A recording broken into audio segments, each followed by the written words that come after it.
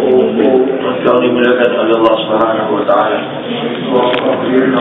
Pada waktu ini kerja tabligh sedang berlangsung di seluruh dunia.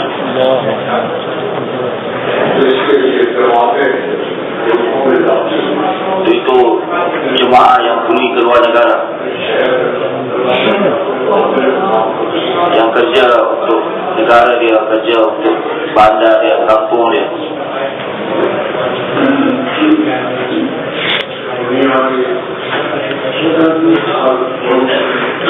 Dalam dunia ini setiap negara, alhamdulillah, kurang-kurang ada gambaran kerja ini. Kerja tabligh, nizam tabligh, apa dia? Apa maksud dia?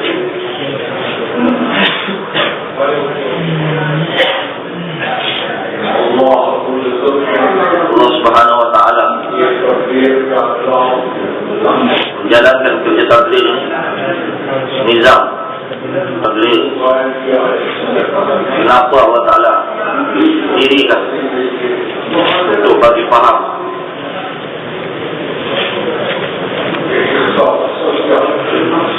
maksud dia sebenarnya apa?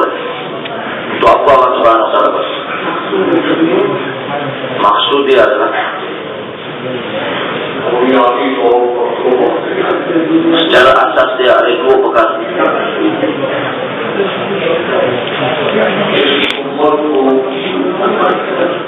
Umat ini yang dikatakan sebagai umat Muhammadiyah, umat muslimah,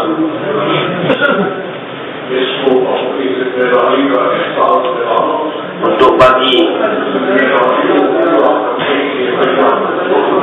mereka merasakan dalam diri mereka bahawa ini adalah tanggungjawab mereka, ini adalah kerja mereka.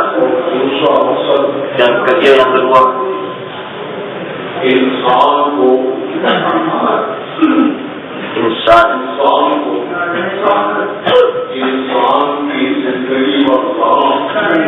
bawa kehidupan insan di dalam kehidupan insan dan keluarkan kehidupan syaitan yang ada di dalam diri insan.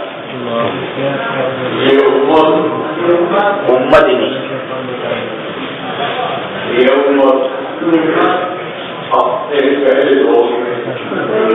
pada permulaan kehidupan mereka faham akan terjadi, mereka mati hidup untuk kerja ini.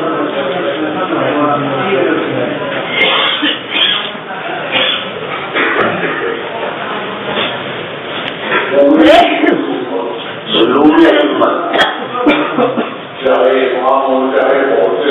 sama ada imam ataupun bilal, sama ada alim,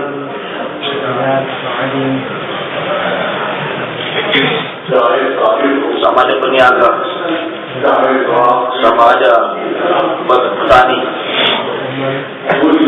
seluruh umat mereka faham kerja mereka,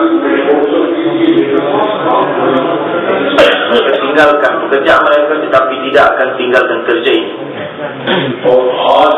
Dan pada hari ini umat ini, hari ini umat ini telah sampai pada makam ini, di mana dia katakan ini satu kerja.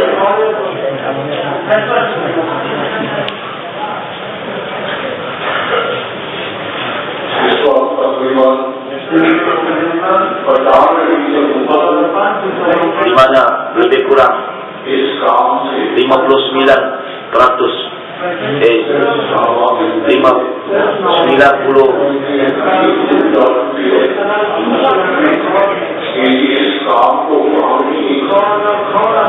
di mana mereka tak faham lagi kerja ini adalah sebagai maksud, dan mereka belum sedia lagi menjadikan kerja sebagai maksud. 95%. Dan daripada 5% tadi ada 3%, cuma 3% bahawasanya usaha tabligh, usaha agama, dan juga usaha untuk menyebarkan agama, menganggap bahawa ini adalah maksud kerja mereka. Dan Allah Subhanahu wa taala atas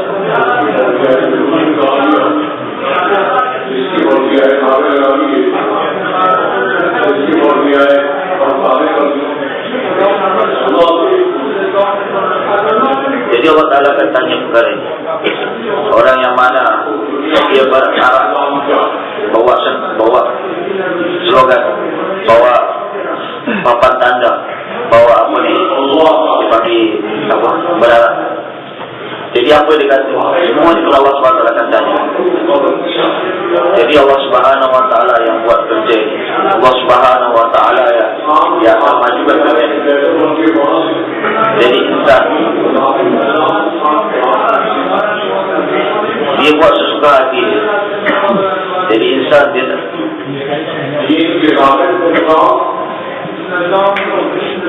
untuk bawa agama ini,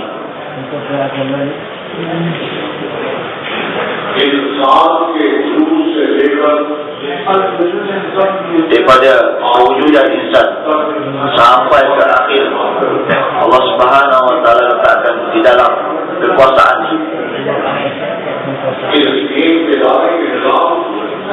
untuk bawa nizam agama ini. Allah Subhanahu wa taala telah memilih Nabi alaihi wasallam dan mereka bagi tanggungjawab ini kepada mereka. Seandainya selain daripada nizam dakwah ini ada perkara yang lebih baik, perkara lebih penting, maka Allah Subhanahu wa taala telah kurniakan kepada mereka.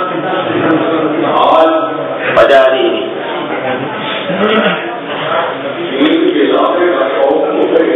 ada keinginan, kegairan untuk bawa agama, tetapi di mana nizam yang telah ditetapkan oleh Allah Subhanahu wa taala belum lagi berdiri, belum lagi disempurnakan. Maka disebabkan itu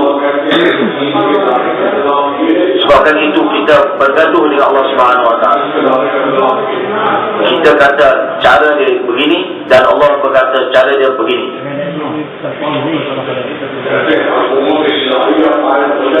Dikatakan apabila ada khilafat maka agama akan hidup. Apabila ada kerajaan Islam maka agama berhidup. Allah yang buat. Allah bagi tahu apabila agama datang baru ada khilafat. Terbalik pekerjaan kita. Dia kata Allah SWT kata apabila kamu hidupkan agama maka aku akan bagi kamu khilafat. Dan orang tu kata apabila kita bangunkan khilafat baru kita akan bawa agama. Terbalik.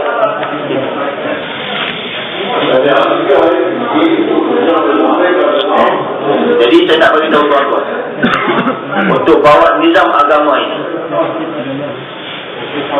Allah Subhanahu wa taala telah bawa dawat, telah bawa letakkan di dalam dawah dan tabligh daripada Hazrat Adam alaihissalam sampai ke Nabi sallallahu alaihi wasallam. Berapa banyak nabi yang datang, semua mereka ini Anbiya alaihissalam ini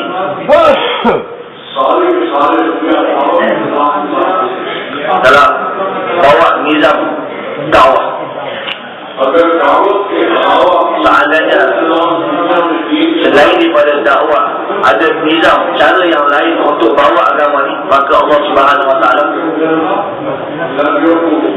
hikmah itu Allah Subhanahu wa taala akan bagi kepada Anbiya alaihi wasallam.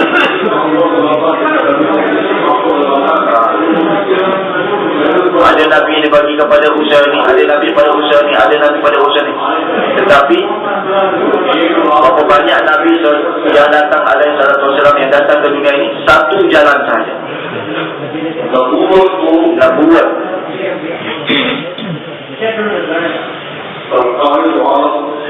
Sekali dua alam, khatam Nabiyyin Hadrat Muhammad sallallahu alaihi wasallam adalah Nabi yang terakhir. Dengan Nabi yang terakhir ini bersama-sama dengan dia untuk bawa hidayah sampai hari kiamat. Allah SWT telah jadikan sebagai Nabi akhir zaman.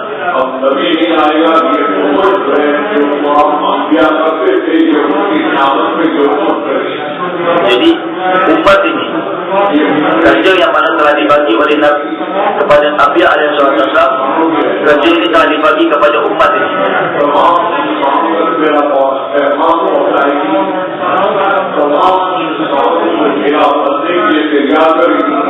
Jadi kita dah jadi umat ini, kerja dia, tanggungjawab dia untuk sampaikan agama ini sampai ke generasi yang tersedia, untuk siapkan mereka untuk buat kerja ini, siapkan mereka untuk jadi umat Nabi SAW. Ini adalah umat daripada keberkatan Nabi SAW, dan sama-sama dengan dia.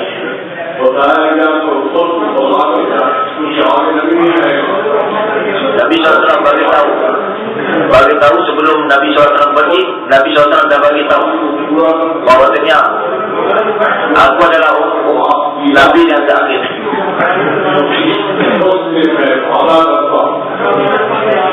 Jadi aku janji pada siapa yang buat kerja ini, maka doa dia akan diterima sepertinya doa Nabi-Nabi Bani Israel, dan pertolongan Allah Subhanahu Wa Taala akan bersama dia.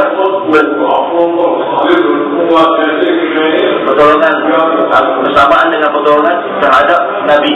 Begitu juga apabila kafir datang untuk menyerang, maka aku akan tolong untuk bantu mengalahkan kafir.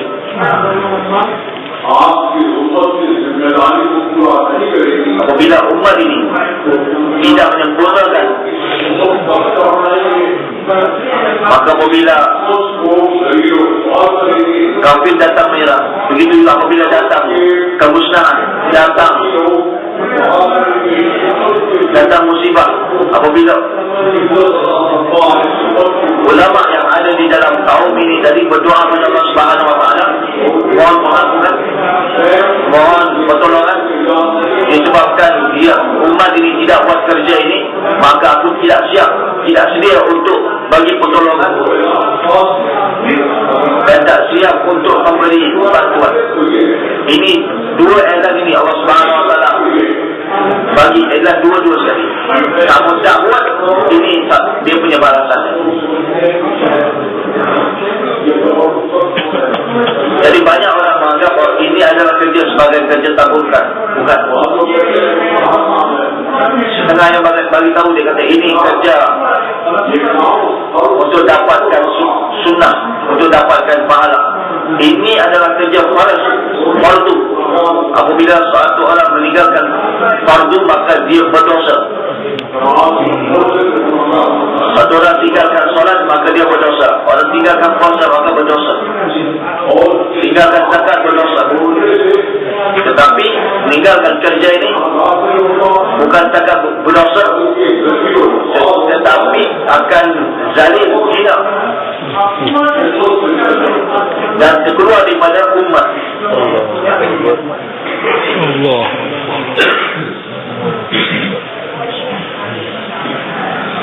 Allah. Allah Subhanahu Wa Taala telah bayangkan kisah-kisah umat yang terdahulu, daripada yang permulaan sampai ke akhir. Semua kisah-kisah Allah Taala telah ceritakan. Anbiya alaihi wasallam, apakah kerja mereka? Tanggungjawab mereka? Dua kerja mereka, abdiyat dan dakwah. Memperhambakan diri dan juga dakwah. Seperti mana Anbiya alaihi wasallam, dia ada dua kerja, dan untuk umat ini juga dua kerja mereka. Abdiat, apa dikatakan abdiat? Buat takluk. Kita buat takluk dengan Allah Subhanahu wa taala. Dakwah, apa dikatakan dakwah? Kita siapkan orang lain untuk buat takluk dengan Allah Subhanahu wa taala.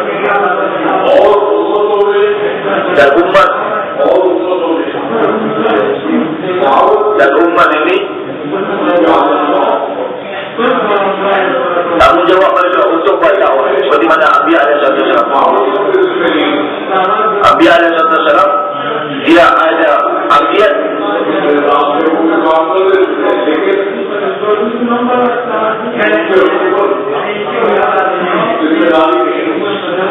Umat yang terdahulu, mereka abdiat ini adalah kerja mereka, tetapi dakwah bukan kerja mereka. Tetapi apabila khataman nubuwat, apabila tamatnya silsilah kenabian, maka kerja ini dibagi kepada kerja ini dibagi kepada umat ini. Kita perlu abdiat dan juga dakwah. Dan dakwah sendiri kita buat takluk dengan Allah Subhanahu wa taala, dan kita perlu sediakan orang lain untuk buat takluk dengan Allah Subhanahu wa taala. Jadi tuan-tuan, mungkin di sini ada yang alim dan bijak dan tahu bahawasanya tuan-tuan, mungkin tuan-tuan ada baca kisah sirah Nabi bahawasanya Rasulullah SAW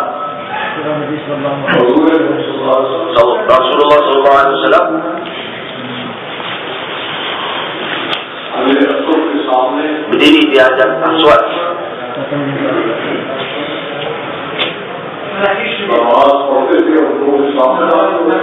Solat, kemudiannya semua orang Islam, semua orang masuk dalam Islam. Betul. Jadi Rasulullah SAW berdiri di hadapan Aswad, kemudian dia solat, minta Allah SWT, semua orang masuk Islam. Betul kan? Ada dengar? Macam mana orang boleh datang kepada Islam, masuk Islam? Dengan apa? Beritahu. Dengan dakwah. Jadi orang datang kepada Islam, masuk kepada Islam dengan dakwah. Dengan dakwah Nabi SAW, maka orang masuk Islam. Dan perkara yang seterusnya, faham betul. Berapa ramai orang yang masuk Islam? Sama ada Abu Bakar radhiyallahu anhu, sama ada Bilal Habsyi radhiyallahu anhu, sama ada Ammar Yasir radhiyallahu anhu. Mereka semua ni masuk Islam, masuk saja Islam. Apabila mereka masuk Islam, setelah mereka masuk Islam, dengar betul-betul. Apabila mereka masuk Islam, apa mereka buat?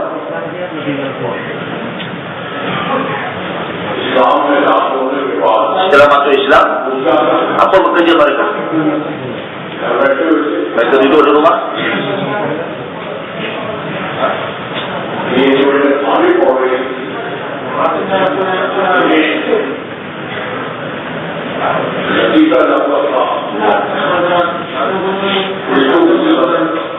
Jadi mereka diseksa. Kenapa diseksa? Disebabkan dakwah masuk Islam.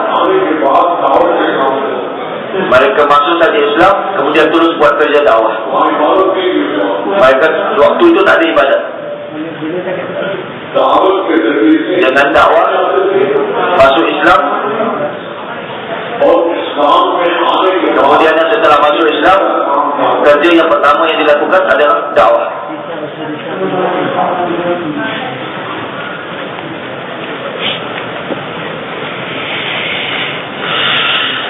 Ya Allah, ya Allah. Setiap orang Islam datang dengan Islam, dengan dakwah. Dan setiap daripada orang Islam buat kerja dakwah. Solat, setelah 10 tahun baru datang hukum solat. Seluruh umat buat kerja dakwah. Jadi daripada mula lagi mereka dah tahu apa kerja mereka. Jadi solat, apabila solat maka dia Islam. Apabila kita pada hari ini, apabila dia solat maka dia orang Islam. Apabila dia lahir di rumah orang Islam maka dia orang Islam. Tetapi di sana, selagi mana dia tak buat kerja dakwah, maka dia tidak dianggap sebagai orang Islam.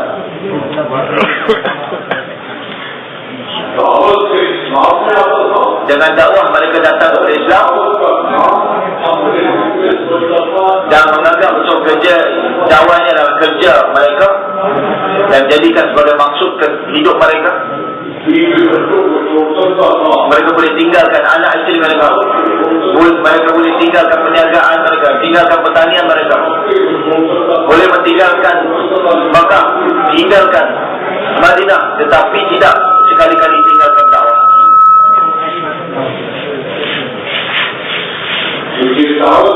Jadi kerja dakwah ini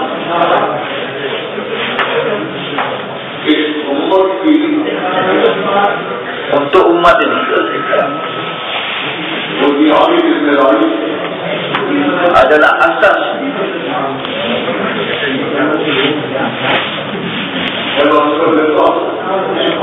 sekali lagi saya nak beritahu, dakwah apa dia? Buat sediakan orang lain untuk buat takluknya Allah Subhanahu Wa Taala, untuk sampaikan risalah Allah Subhanahu Wa Taala kepada semua orang. Sediakan insan untuk jadi hamba Allah Subhanahu Wa Taala. Ini kata dakwah. Orang abdiat, apa yang dikatakan abdiat?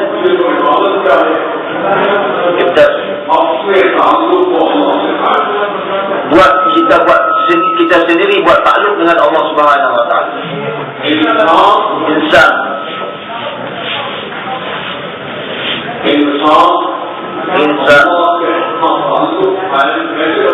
macam mana dia nak buat takluk dengan Allah Subhanahu Wa Taala? Bagaimana cara dia?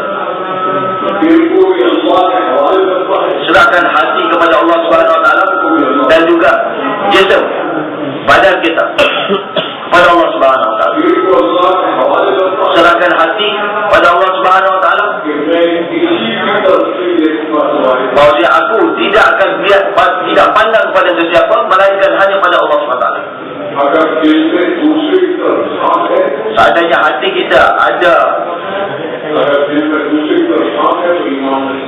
seandainya kita ada melihat pada yang lain selain daripada Allah SWT, maka kita bukanlah orang yang beriman. Kita tidak,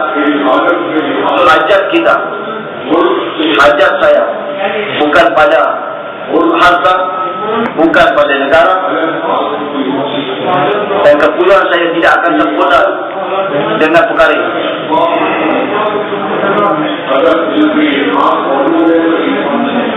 Seandainya kita hajat kita pada negara, hajat kita pada harta, dengan harta kita boleh sempurnakan kepulauan kita, maka kita bukan orang yang beriman.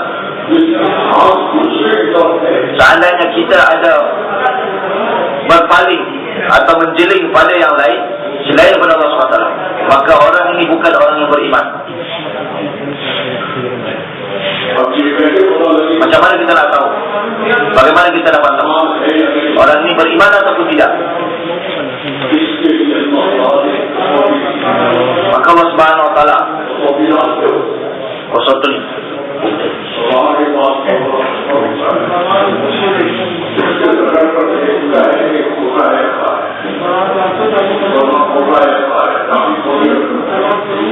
dia untuk tahu emas ni dia tulen ataupun tidak, ada satu batu.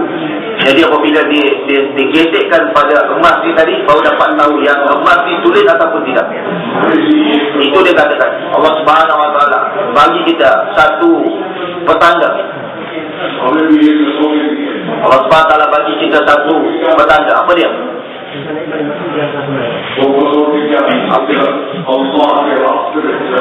Hijrah, keluar jalan Allah Subhanahu Wa Taala.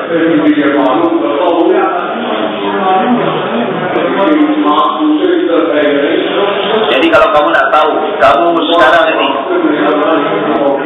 melihat pada orang lain pada zat Allah SWT ataupun selain daripada zat Allah SWT.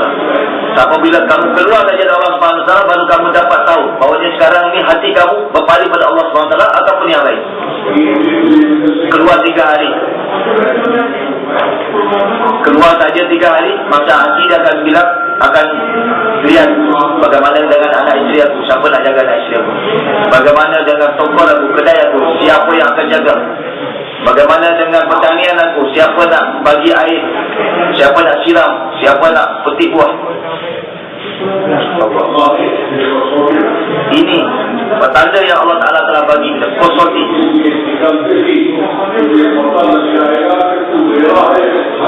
Apabila kita keluar jalan Allah SWT ni, baru kita tahu bahawasanya ni, kita ni hak Allah SWT ataupun tidak, Allah SWT hak kita ataupun tidak. Ini ada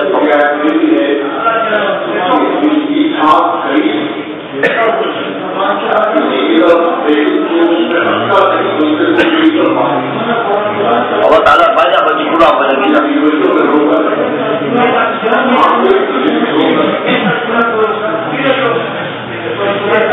Jadi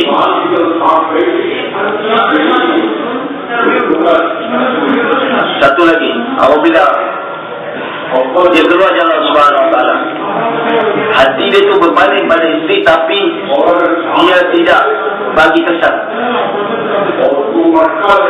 Itu juga dia pandang pada perniagaannya, tetapi dia tak kesan.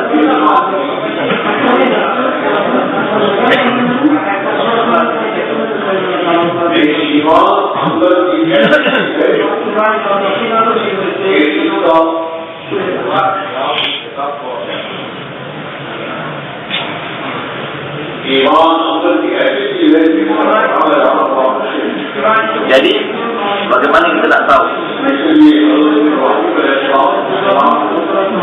Jadi untuk tahu iman dalam hati kita, bagaimana nak tahu iman dalam Muslim?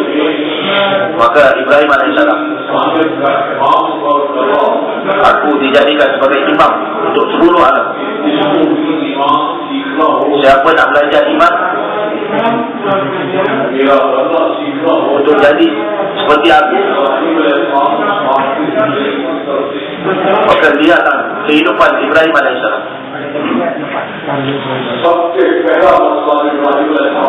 Masalah yang pertama yang datang pada Ibrahim AS, masalah perut. Namrud telah elankan seluruh negara dia, aku tidak akan bagi satu biji gandum pun.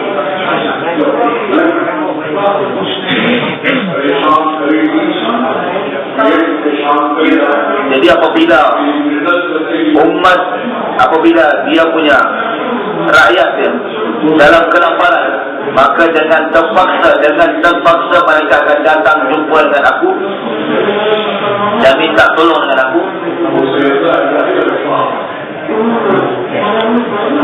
dan aku akan perintahkan dia untuk sujud kepada aku. Maka pada Ibrahim AS,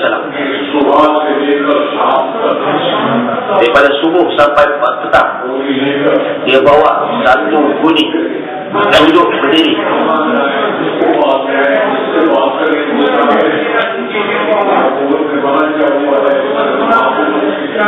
Maka dia pergi jumpa dengan satu orang, jumpa dengan orang lain, jumpa dengan orang lain. Semua mereka ni tak sedia untuk bagi apa ni, bagi gandum. Sebab apa? Sebab dia tidak menyembah kepada Nabi. Maka dia pun fikir, setelah pagi sampai petang tak bawa gandum apa-apa, nanti apa orang rumah dia akan bilang. Jadi dia pun letakkan dalam dia tanah supaya kurang-kurangnya ada nampak seperti bawa sesuatu. Jadi dia pun letakkan di tempat pengisap gandum. Kemudian dia keletihan dan tidur.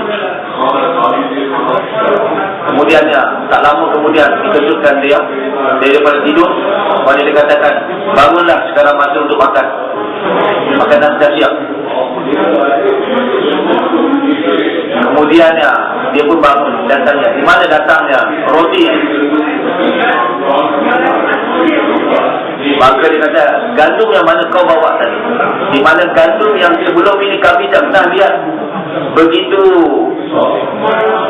kualiti yang begitu tinggi sekali, yang tak pernah kami lihat. Dan kami tak pernah jumpa gandum yang sekualiti ini. Maka Ibrahim AS, maka dia pun bagi tahu rahsia Allah Subhanahu Wa Taala.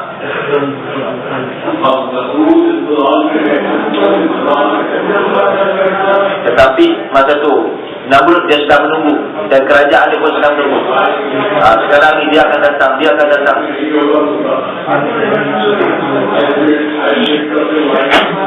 Maka dia akan bagi tahu, wahai terus, dia akan datang minta tolong dengan aku. Dia akan, maka dia pun runsing, bingung, apa sedang berlaku sekarang. 1 hari berlalu, 2 hari berlalu, 10 hari berlalu. Dia tak lapar. Mana dia pergi? Pada siapa dia minta? Kemudian yang dia buat cara yang kedua. Kemudian dia buat helah yang kedua. Maka dia buat Tuhan dia. Lebih kurang 60 kaki, 70 kaki.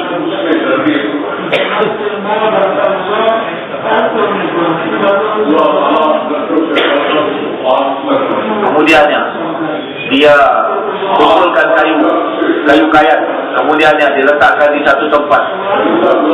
Kemudiannya dinyalakan api.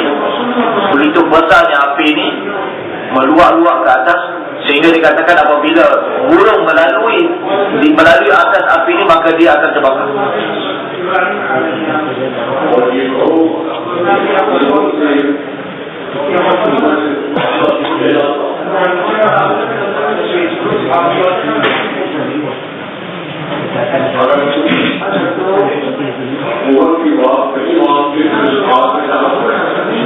Jadi kalau seandainya kamu mau berperang dengan kerajaan, maka kamu akan ditangkap dan kamu akan dicampakkan ke dalam api.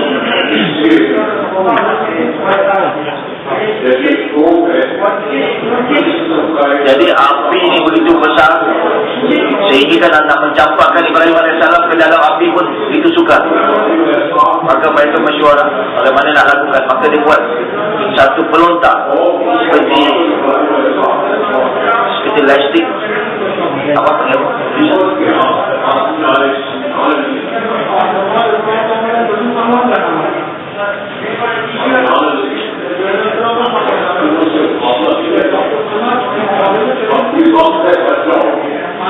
Jadi dia bagi faham kepada Ibrahim. Dia kata, seandainya kamu nak mendengar perkataan kami, ikut perkataan kami, maka kamu akan dilepaskan. Pada masa ini dikatakan orangnya, bagaimana satu orang beriman. Kerajaan bagi faham kepada dia, bapa dia bagi faham kepada dia, ibu dia bagi faham kepada dia, bapa dia juga.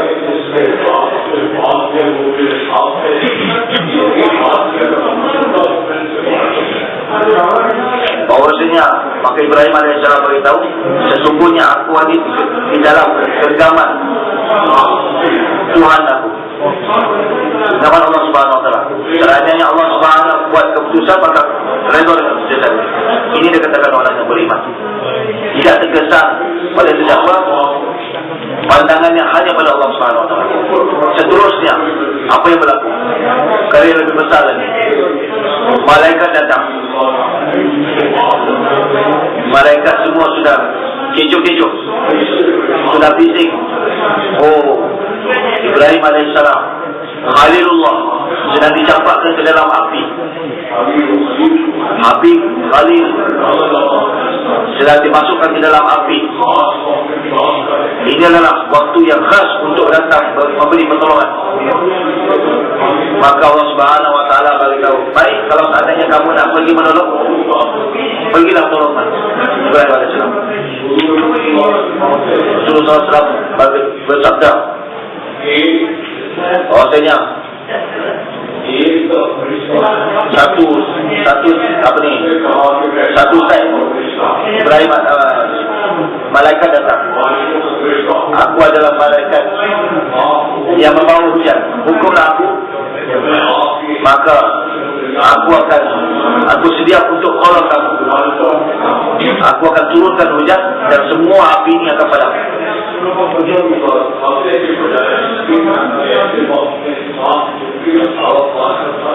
Pada waktu genting,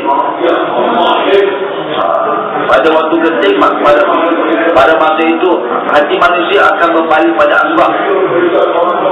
Pada masa itu Ibrahim AS berkata, aku tak berhajat pada sesiapa. Aku tidak datang satu sebelah yang lain. Aku adalah malaikat yang menjaga gunung. Seandainya kau mahu, maka aku akan aku hancurkan api yang ada di bawah ini dengan gunung. Maka dia katakan, aku tidak berhajat kepada kau.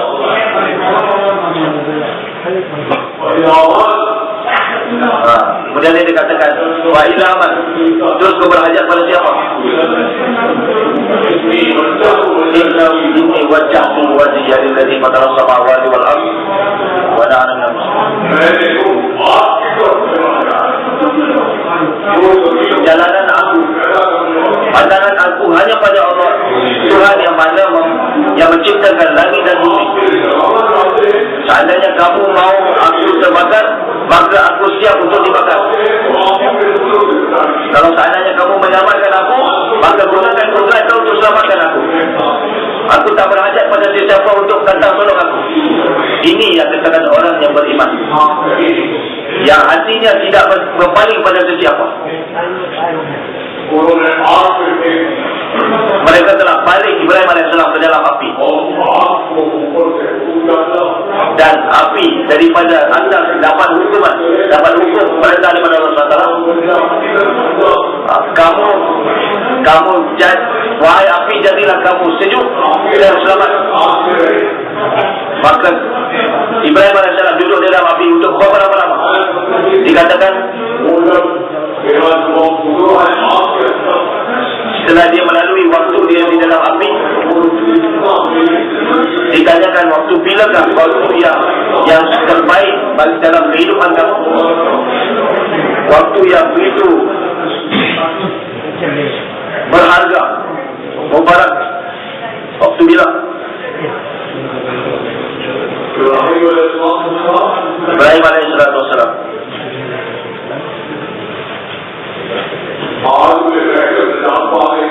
duduk di dalam api, dapat kemenangan di dalam api. Dan Namrud telah dapat bahagian.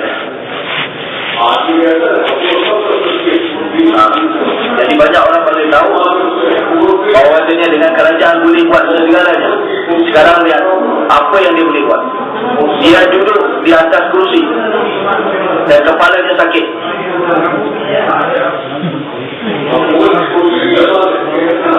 Allah Ta'ala bagi kerusi kerajaan kepada dia.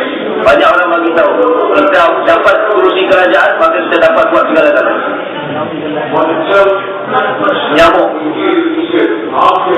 masuk ke dalam kepala dia melalui hidung. Apabila kepala dia sakit, maka orang angkat selipar dan ketuk kepala dia. Dia duduk di atas kerusi kerajaan dan kepalanya sedang diketuk dengan selipar, dengan sandal. Allah yang bagi hukum, Allah bagi perintah.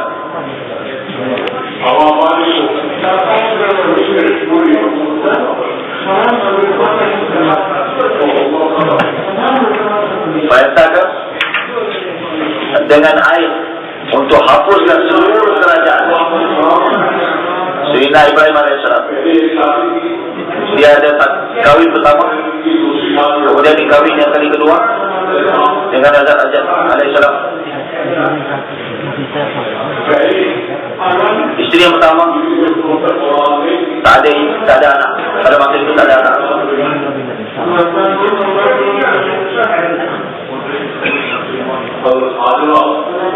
Kemudian kahwin dengan Hajarah. Kemudian ada lahirlah Ismail alaihissalam. Kemudian setelah berapa lama Allah Subhanahu wa taala perintahkan, Allah Taala beri perintah. Apa perintah Allah Subhanahu wa taala?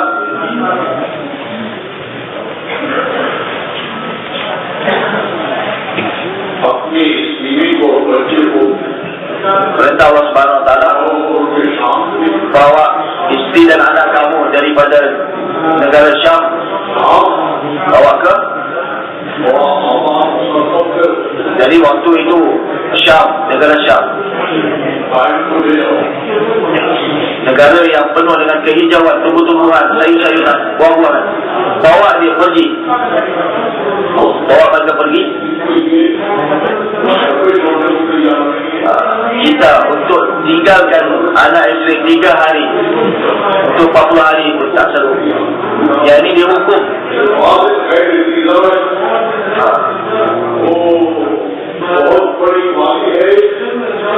Pergi bawa ke sana satu tempat pergunungan di mana tak ada air, tak ada makanan, tak ada asbab kehidupan. Tinggalkan mereka sana dan balik. Ini kata-kata orang yang beriman. Apa? Apabila diperintah,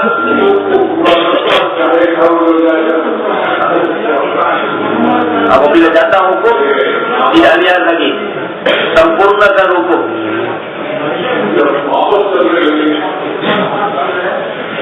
Apabila dia balik, dah balik. Maka isteri tanya, tak ada air, tak ada makanan, bagaimana kau boleh tinggalkan kami? Tidak dijawabkan. Terus bergerak. Kemudian ditanyakan. Kemudian apabila kali ketiga isteri yang menanyakan, kamu tinggalkan kami dengan Allah Subhanahu wa taala. Tidak bercakap, tidak memandang, tidak berbalik pada isteri, hanya mengisyaratkan. Maka isteri bilang apa? Allah Subhanahu wa taala, serahkan kami kepada Allah Subhanahu wa taala, maka Allah Subhanahu wa taala akan jamin kehidupan kami dan Allah Subhanahu wa taala akan memelihara.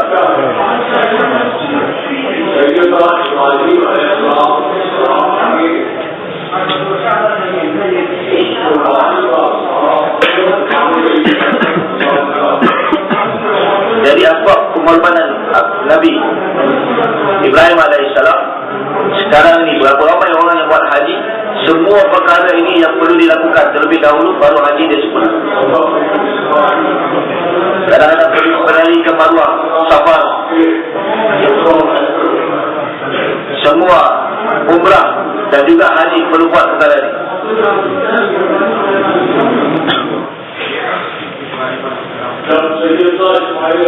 Apabila Sayyidina Ibrahim alaihissalam, Sayyidina Ismail alaihissalam berumur 12 tahun, datang lagi hukum yang lain.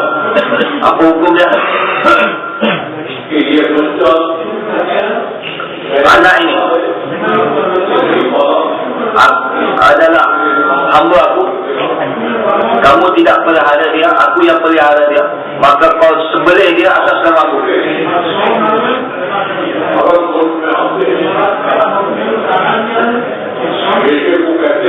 Maka dia pun datang ke negara Arab. Maka dia beritahu pada anaknya, aku dihukum oleh Allah Subhanahu wa taala. Apa anak bilang? Allah. Wahai ayahku, hukum yang telah sampai kepada kamu, lakukan. Dan aku sedia untuk jangan tinggalkan hukum, jangan patahkan hukum, walaupun aku terkorban.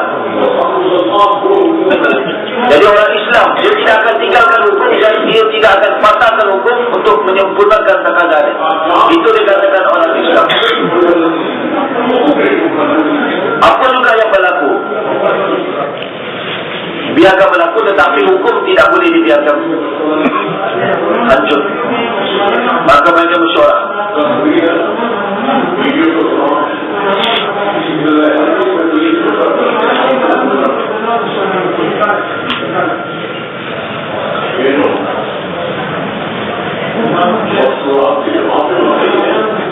Jadi jemaah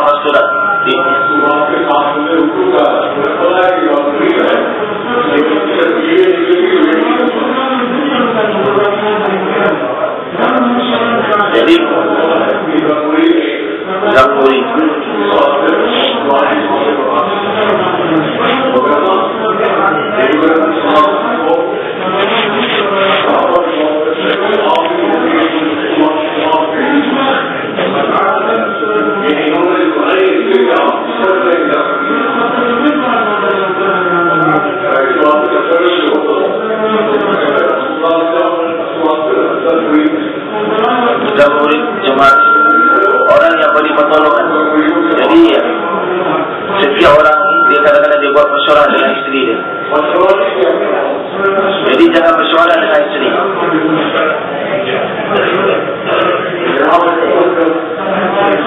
Bila sampai di Mina,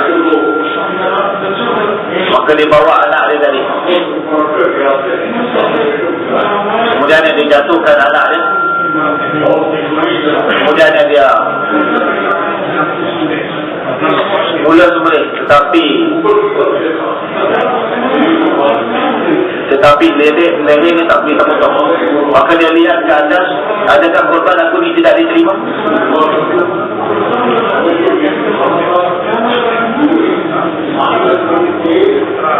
Maka dia pun menjalankan pisau tadi dengan sekuat mungkin. Kemudian dia lihat bahawa ini itu ditukar dengan binatang. Kami semua cuma mahu melihat adakah kau menyempurnakan hukum aku ataupun tidak. Terbukti bahawa kau telah menyempurnakan hukum kami.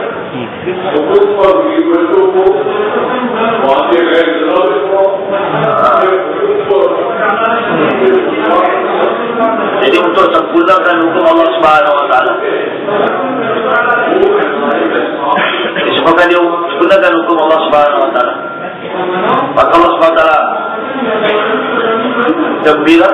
Maka dengan itu setiap kali kita pergi sa'i, maka kita akan bawa jenazah binatang kurban dan sembelih di sana. Jadi jemaah yang pergi haji,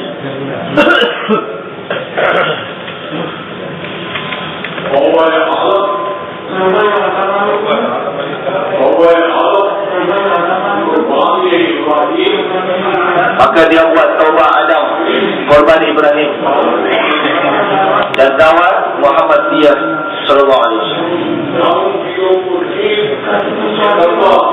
Dia dari mana dia tak buat perkara ini?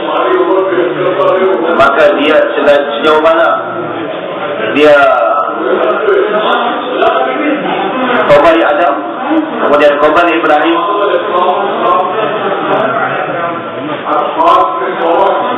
jadi perbuatan hajrah dan juga dakwah Nabi SAW. 4 perkara ini. Selagi mana dia tak buat perkara 4 perkara ini, maka selagi itu haji dia tidak akan diterima. Lepas itu datang pada hadis,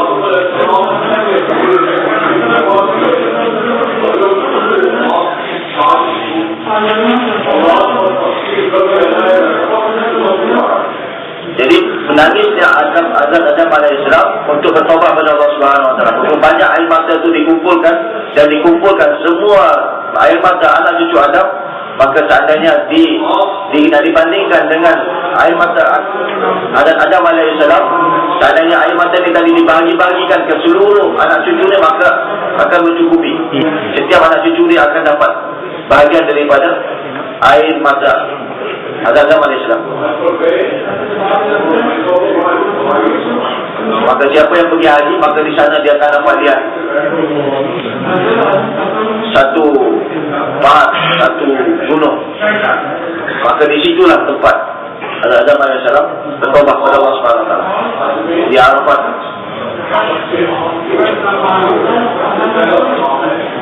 Sebab apa dia makam yang begitu penting, begitu istimewa, disebabkan di sanalah tempat pertama ada Adam alaihissalam. Kemudiannya kamu tinggal di Mina, Sayyidina Ismail alaihissalam dan Hazrat Ibrahim alaihissalam, tempat di mana pengorbanan Ibrahim alaihissalam terhadap Ismail alaihissalam. Kemudiannya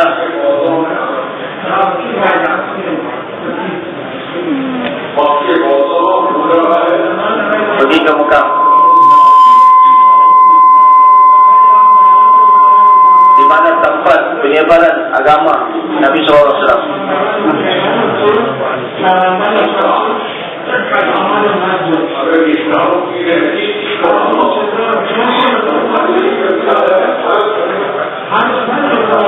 Jadi seandainya dia tak belajar buat perkara ini, maka dia bukan pergi buat haji, tetapi pergi bersia-sia. Jadi sekarang ini kita tidak buat kerja ini sebagai maksud kita, maka kita bertaubat sungguh-sungguh. semua keseluruhan kehidupan kita menyasar, maka dan kita kehidupan yang akan datang, maka kita niat untuk berbagi. Kemudiannya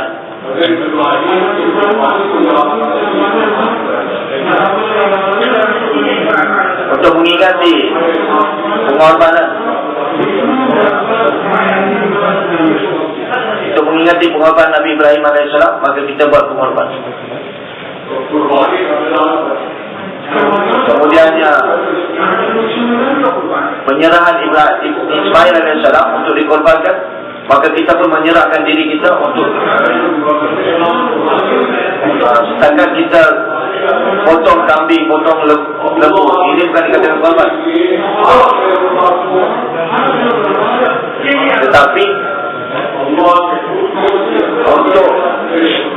tapi korban apa dikatakan untuk dapatkan hasil takarrub dengan Allah Subhanahu Wa Taala, maka kita korbankan segala yang ada.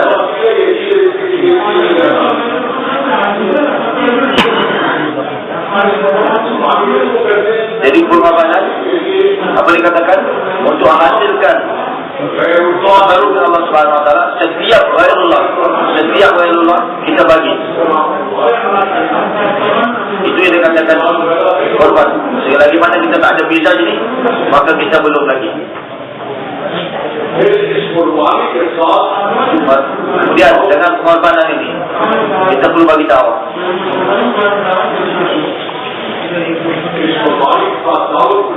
Apabila jadi pengorbanan ini tadi digabungkan dengan dakwah, dengan dua perkara ini tadi, maka agama kita keseluruhan.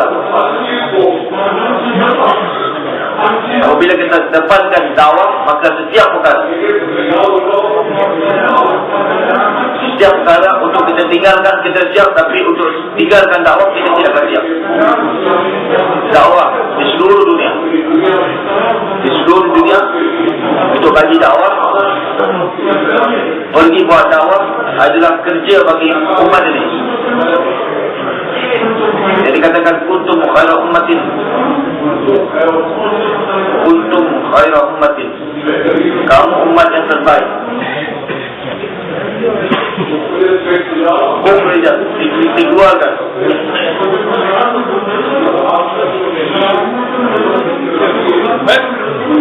Buat perniagaan, kenapa? Buat perniagaan, kenapa? Buat kerajaan, kenapa? Untuk apa? Untuk ukhrijat linnas.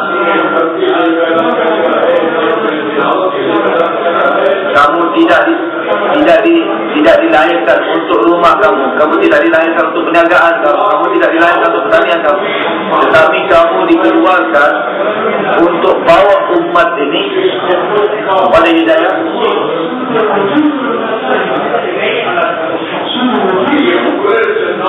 Di mana kamu dikeluarkan, seluruh umat ini adalah tanggungjawab.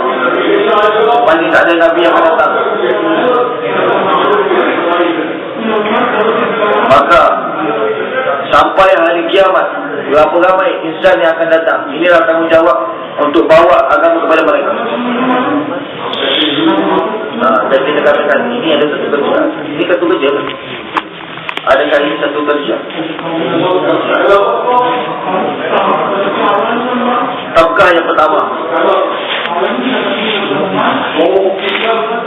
Tabkah yang pertama umat ini 100%. Tak ada satu orang pun boleh perkatakan, sama ada hakim ataupun mahkum, sama ada kecil atau besar, sama ada lelaki atau wanita, mereka tidak buat kerja. Baca, mereka da'i, dia punya anak pun da'i, hakim pun da'i, mahkum da'i. Setiap malam buat kerja dakwah.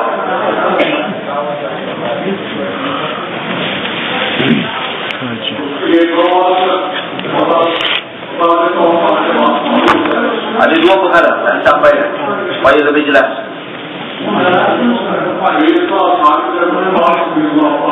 Sayyidina Siddiq radhiyallahu, Sayyidina Sa'ad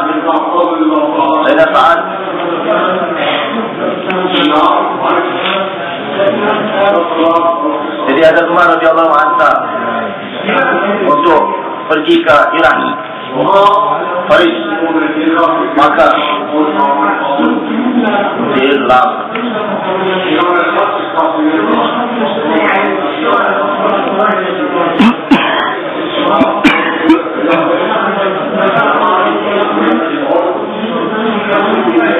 Jadi 100,000 lebih jemaah di sana.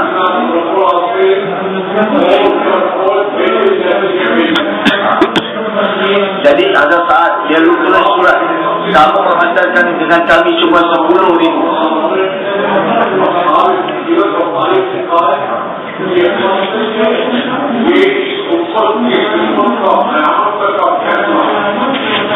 Jadi kemudian untuk balas, kemudian dia tulis surat untuk minta lagi tentera daripada Madinah dihantar untuk bagi bantuan. Kemudiannya Hazrat Umar tulis surat, aku ditulis dalam surat tu untuk kita bagi ambil iktibar.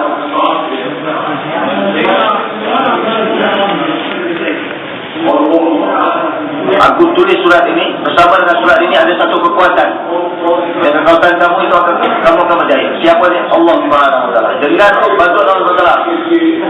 Jadi siapa yang dapat mengarahkan kamu? Dan untuk dapatkan bantuan Allah Subhanahu Wa Taala, maka kamu perlu jaga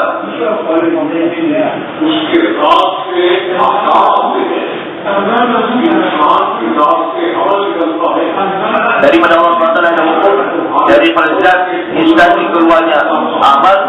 Dan kamu sekali-kali jangan khilaf dengan apa. Apabila kamu khilaf dengan hukum, maka nusrat daripada Allah SWT akan khatam. Jadi kita hukum, kita patahkan, kita tinggalkan hukum, kita minta Allah SWT, ya Allah tolong. Bagaimana betul Allah SWT boleh tolong? Datang.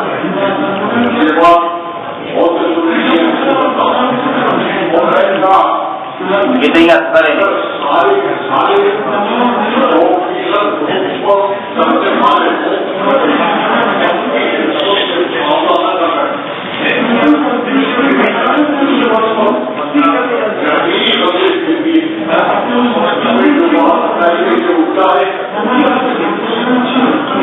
Jadi seandainya kamu telah menyempurnakan hukum Allah SWT,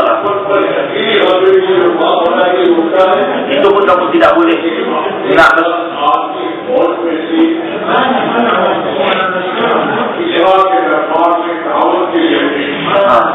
jadi kamu tidak boleh bertenang, tidak boleh tenang.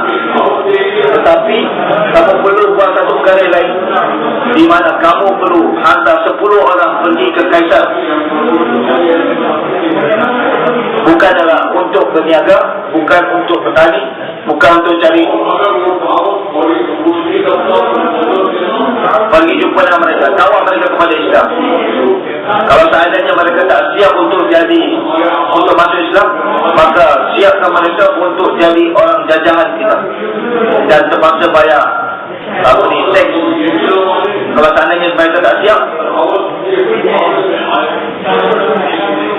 dan mereka nak berlawan dengan dakwah, ini bukan satu perkara yang perlu singkat. Dia yang nak melawan pada orang yang bagi hukum dakwah, maka dia akan melawan dengan orang yang bagi hukum.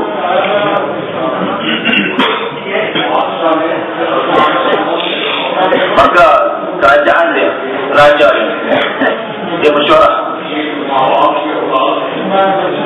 kita ni semua adalah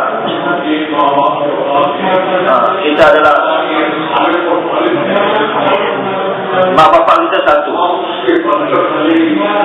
dan Tuhan kita cuma satu. Dan kita ikut semua perintah dia, maka kita akan menjadi dunia dan akhirat. Kerajaan dia punya raja dia bagi tahu pada kerajaan, menteri-menteri dia. Kemudian ada menteri dia bagi tahu, kamu nak tinggalkan agama kamu dan pergi kepada agama mereka.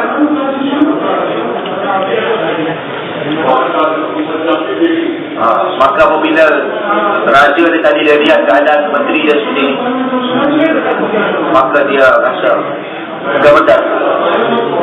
Kemudian dia kata, sebenarnya aku cuma nak memuji kamu. Aku nak lihat adakah kamu ini berpegang teguh pada agama kamu ataupun tidak. Ternyata kamu ni berpegang teguh pada agama kamu.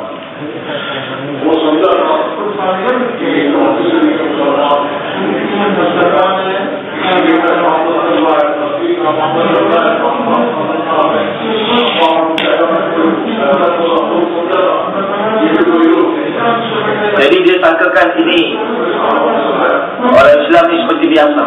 Dia ingat dia sengaja dia dah takluk Syam, dia dah takluk Palestin, dia dah takluk beberapa banyak negara. Jadi dia kata dia sangkakan bahawasanya orang Islam ni seperti mereka yang seperti orang yang telah mereka takluk. Maka dipanggil sahabat, panggil semua sekali dan berkata kepada mereka, maka sampaikan 3 perkara tadi. Sahabat sampaikan 3 perkara ini kepada bahawa iman, maka ini perkara yang terbaik.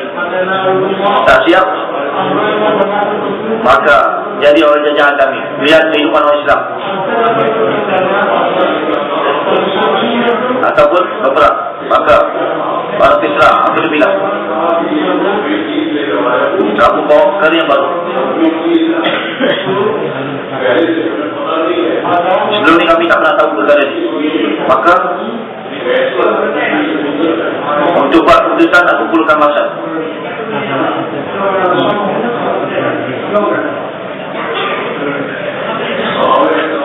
Sampai Islam bagi tahu berapa banyak masa dah perlu.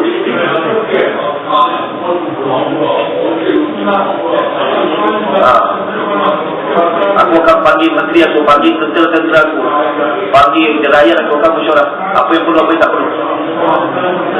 Maka sahabat kiram bagi tahu,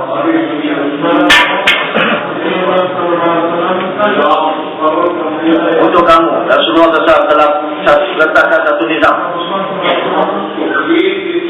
Kami cuma bagi kamu bohlat, bagi kamu peluang 3 hari. Dalam masa 3 hari kamu perlu buat keputusan. Faham? Hanya dalam 3 hari kamu perlu buat keputusan. Ini nizam yang telah ditetapkan oleh Rasulullah SAW. Maka raja dalam keadaan marah, aku akan hantar Rustam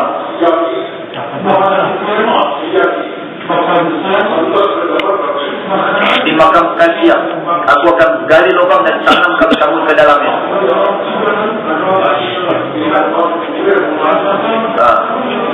Maka sahabat bagi tahu, kamu yang akan ditanam, bukan kami.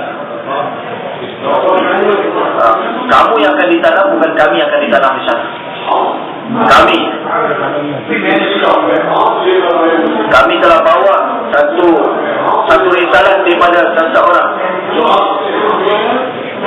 Jadi orang yang bagi risalah ini kepada kami,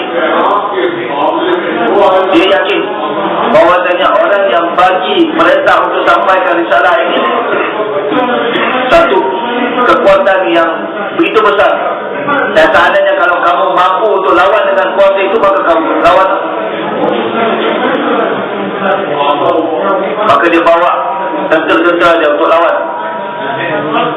Tak berapa lama kemudian, sahabat telah mengalahkan mereka.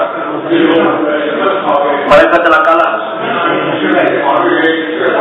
Berapa ramai yang telah mati, berapa ramai yang telah ditangkap, dijadikan hamba. Maka raja dia panggil Rustam dan bagi tahu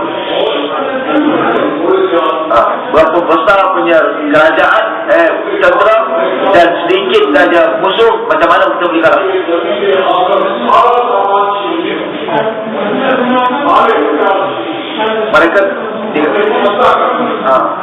Mereka jadi Rustam begitu, mereka telah rampas semua senjata kita. Apabila mereka telah rampas senjata kita, maka kita terpaksa kalah sebab tak ada senjata. Disebabkan itu tentera telah kalah, tak boleh buat apa-apa. Kalian sebenarnya apa yang telah lakukan? mereka telah lawan dengan Allah SWT. Apa yang mereka dapat lakukan apabila berlawan dengan Allah SWT? Lepas itu saya nak bagi tahu pada orang mujahidin, saya bagi tahu pada mereka, kamu perlu bawa Allah SWT bersama kamu, baru kamu akan menang.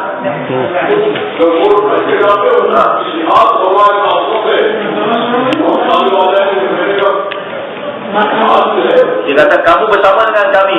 Apabila kamu bersama dengan kami, kita lawan orang kafir, kita akan menang. Maka saya beritahu mereka, sekarang ini kamu lawan insan dengan insan, tetapi dalam jihad insan berlawan dengan Allah Subhanahu Wa Taala. Insan di dalam gambaran Allah Subhanahu Wa Taala. Bagaimana Allah Subhanahu Wa Taala boleh kalah dengan insan?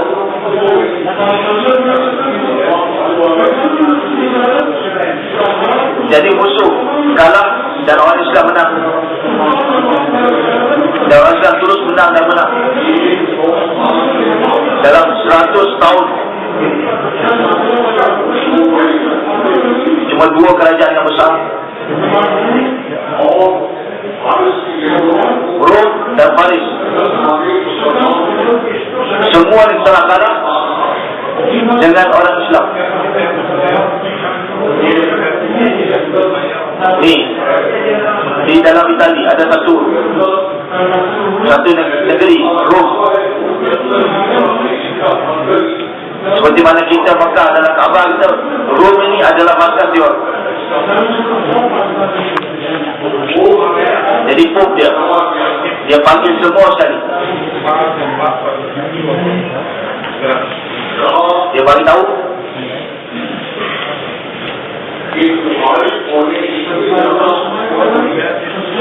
kerajaan apa ni, setelah kamu besar dan dia punya orang Islam dia tetap sikit, macam mana kamu boleh kalah? Maka dia berbagi alasan, kami tidak iktifak, kami tidak satu hati, kami ini. Maka Pope dia bagi tahu, semua perkara yang kamu bagi ni, semua alasan kamu bagi semua tak betul.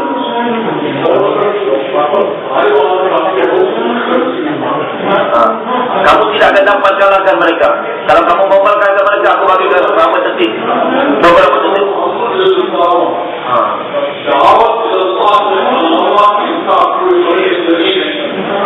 Jadi dia bagi tahu, bekerja mereka selain daripada dakwah, mereka tak ada kerja lain sebagai dakwah. Apabila mereka buat kerja dakwah, maka kekuatan Allah Subhanahu Wa Taala, seluruh kekuatan Allah Subhanahu Wa Taala akan datang kepada mereka.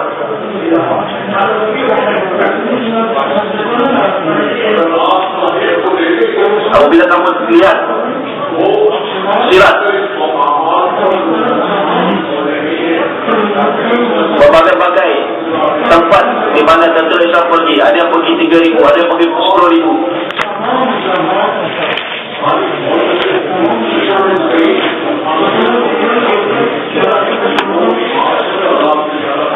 Kalau kamu kumpulkan semua tentera Islam, ada lebih kurang 60,000, 70,000, tak ada lebih daripada itu.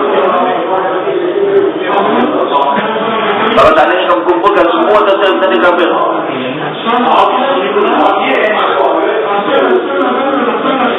dia punya tentera jumlahnya lebih daripada 1 juta, lebih daripada 7 juta, 70 juta. Ni 7 juta.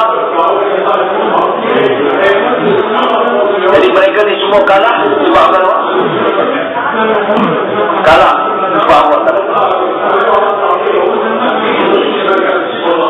Kalah disebabkan mereka ni buat kerja dengan sungguh-sungguh dakwah.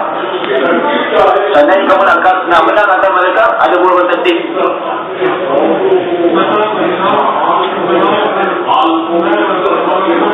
Maka kamu bawa wanita-wanita kamu, barang-barang kamu, itu juga semua asbab-asbab kamu, serahkan kepada mereka. Apabila kamu bawa perkara ini kepada mereka, mereka akan tinggalkan kerja mereka. Apabila mereka tinggalkan kerja mereka, maka kamu akan ghalib atas mereka, kamu akan menguasai mereka. Satu orang alim di Bali bagi tahu saya, dia tahu kenapa orang kampung itu tak Islam.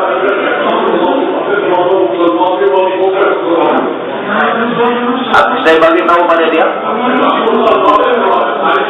Allah, syaitan dia boleh berbuat-buat dengan Allah Subhanahu Wa Taala. Dia tak Islam, macam mana hukum tak Islam?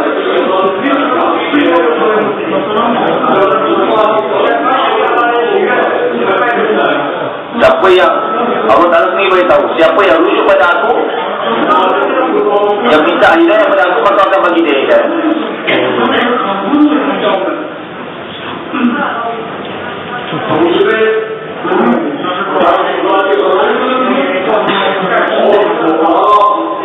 Dan dia telah bagi tahu bagaimana nak menang atas orang Islam. Dan dia telah bagi cara bagaimana nak menang atas orang Islam. Atas perkara itu, pada hari ini mereka telah menang atas kita. Mereka telah menguasai kita. Kita di waktu kita saya berdakwah, maka kita di atas. Hari ini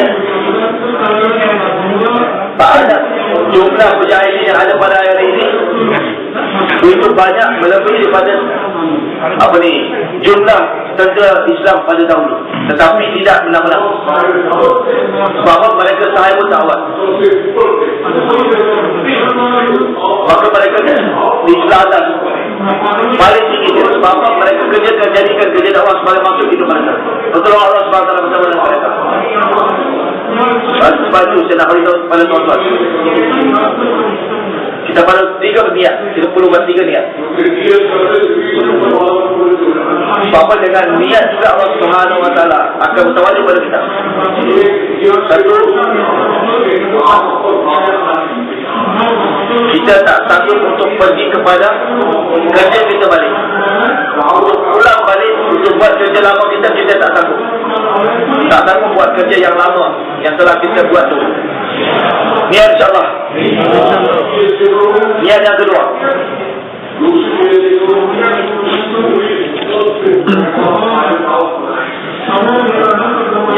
yang kedua adalah bagaimana kita nak jadikan semua orang saya berdakwah. Sebab apa? Allah Subhanahu Wa Taala jadikan kerja ini untuk seluruh umat. Jadi kamu di mana kamu pergi,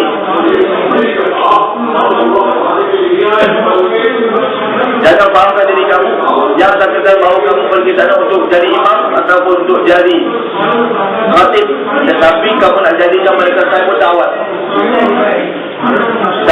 Niat yang ketiga, ada syir-syir. Dua perkara tadi ada berkenaan diri kita sendiri. Yang tiga apa dia? Pada hari ini kita faham Allah SWT letakkan dalam hati kita satu hak, perkara yang hak, bahawasanya selain daripada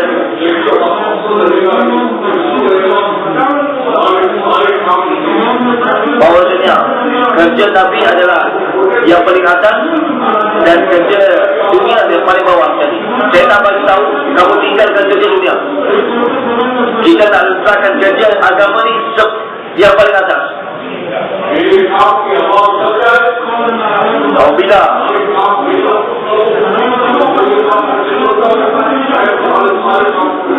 Apabila kita sampaikan, kita lakukan kerja Allah Subhanahu Wa Taala dan semua bangun untuk buat kerja Allah Subhanahu Wa Taala, maka betul aku akan bersama dengan kamu.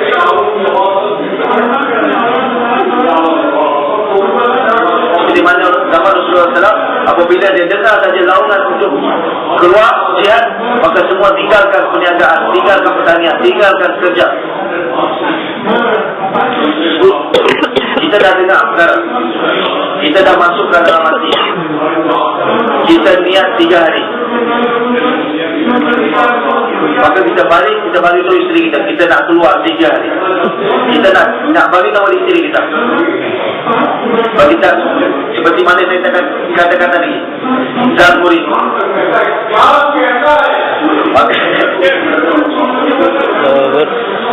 Maka kita nak bagi tahu isteri kita, nak bersyuarat dengan isteri, kita nak keluar 3 hari. Maka kita jumpa dengan isteri kita, saya nak keluar 3 hari. Maka isteri bilang, apa yang kamu cakap? Maka kita ada hari. Jadi jangan bersoalan dengan istri kita. Kita nak jadikan kerja sebagai maksud kita. Dia tak dari paling atas, kerja yang dunia tak di bawah sekali. Mulai ada, insyaAllah. Dawat, maksud dawat apa dia? Maksud dawat apa dia? Maksud dawat adalah tinggalkan kehidupan kekufuran, bawa kehidupan Islam. Itu apa dakwah? Inna dina indallah Islam.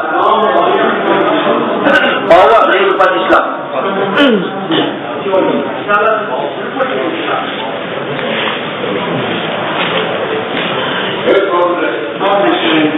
Faham sekali lagi?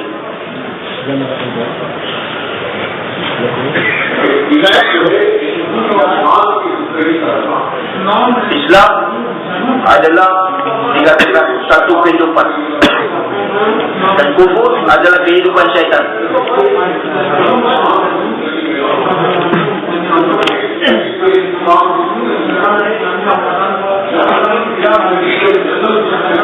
Kita nak bawa kehidupan Islam dalam kehidupan kita. Kita nak keluarkan kehidupan kufur daripada kehidupan kita, dan kita nak bawa kehidupan Jahannam kepada kehidupan syurga.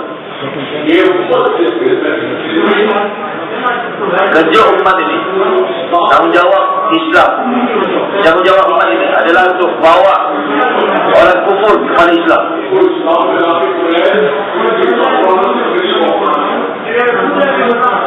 Tetapi kita nak bawa orang kafir ke dalam Islam, tetapi kita ikhtiarkan kehidupan orang Islam, orang kafir ke dalam kehidupan kita. Perniagaan kita dengan cara orang kafir, makan kita, pakaian kita, minum kita, kehidupan kita, rumah kita seperti orang kafir. Saya nak bagi tahu, kehidupan kita apa ni? Keluarkan kehidupan kekufuran, masukkan kehidupan Islam. Jadi apa yang telah berlaku, kita beristighfar, taubat, dan kita niat untuk bawa kehidupan. Kita nak cari kehidupan Rasulullah. Macam mana bagaimana kehidupan Rasulullah, bagaimana pakaian dia, bagaimana rupa paras, apa yang dibuat.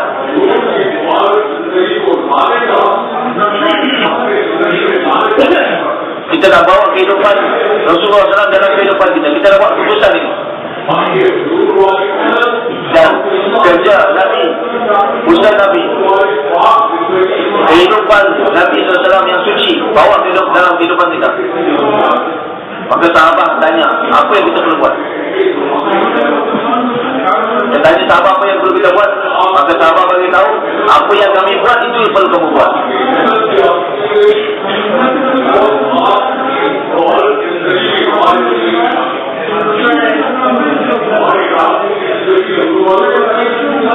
Kehidupan kami yang dulu kami telah keluarkan, kehidupan siang dan malam Rasulullah SAW dan kami telah bawa dalam kehidupan kami.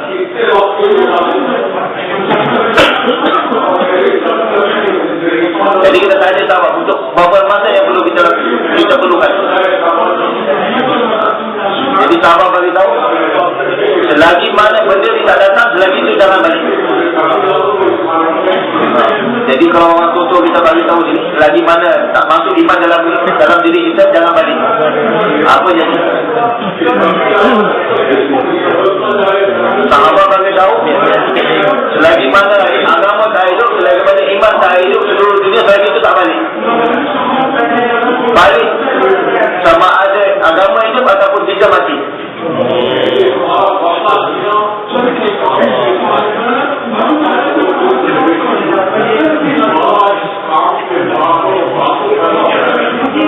Jadi kita dah tinggalkan kerja ini terlalu lama.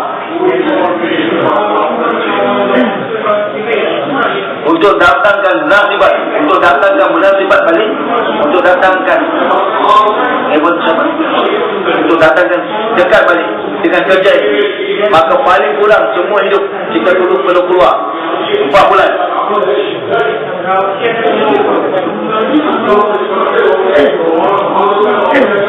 Kemudian 5 amal di rumah kita perlu lakukan. Wadash dalam majmah ini, majmah yang mana pernah keluar 4 bulan, yang pernah keluar 4 bulan, setiap tahun dia bagi celah. Dan juga dengan sempurna dia sempurnakan setiap hari 5 amal dia.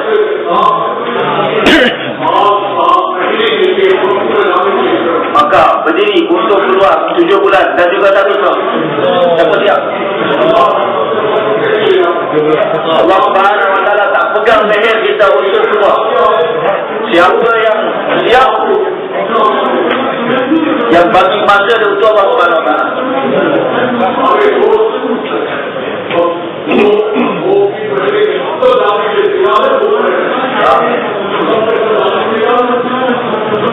Semua teman-teman, dia ada semua dah siap kat luar.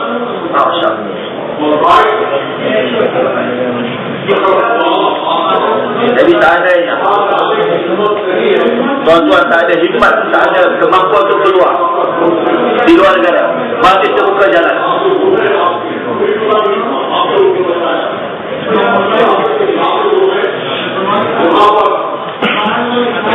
Di mana banyak halakah, banyak halakah yang sana ramai orang Islam, semua Islam tetapi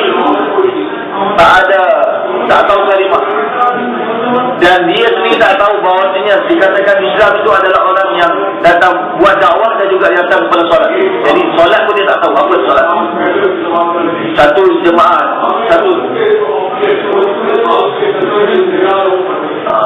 kalau kita tak mampu jalan kaki pedal keluar negara, maka kita niat untuk pedal dalam negara 1 tahun. Siapa siap 1 tahun pedal? Masya Allah. Mudah-mudahan Allah SWT bagi ganjaran yang besar dan taufik tuan-tuan untuk keluar lebih lagi, pergi ke seluruh dunia.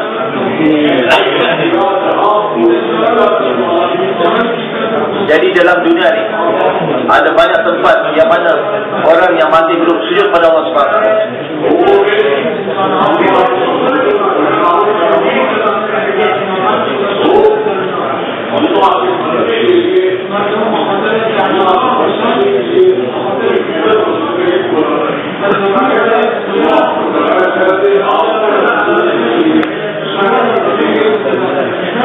Jadi tuan-tuan tak usah atas masker macam orang-orang di luar, bawa mereka kepada Allah Subhanahu Wa Taala, rujukkan mereka kepada Allah Subhanahu Wa Taala.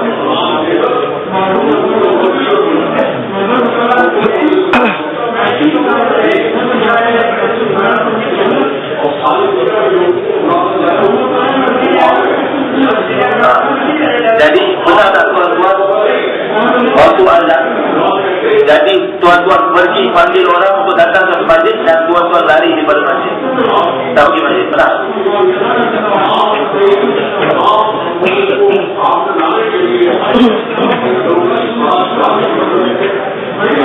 Jadi tuan-tuan semua,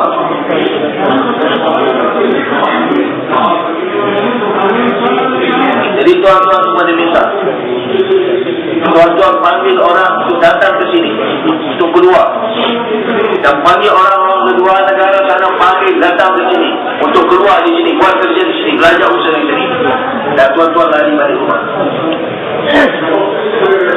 Jadi untuk itu diminta tuan-tuan bagi masa setiap tahun 4 bulan, sebab ini adalah amanah.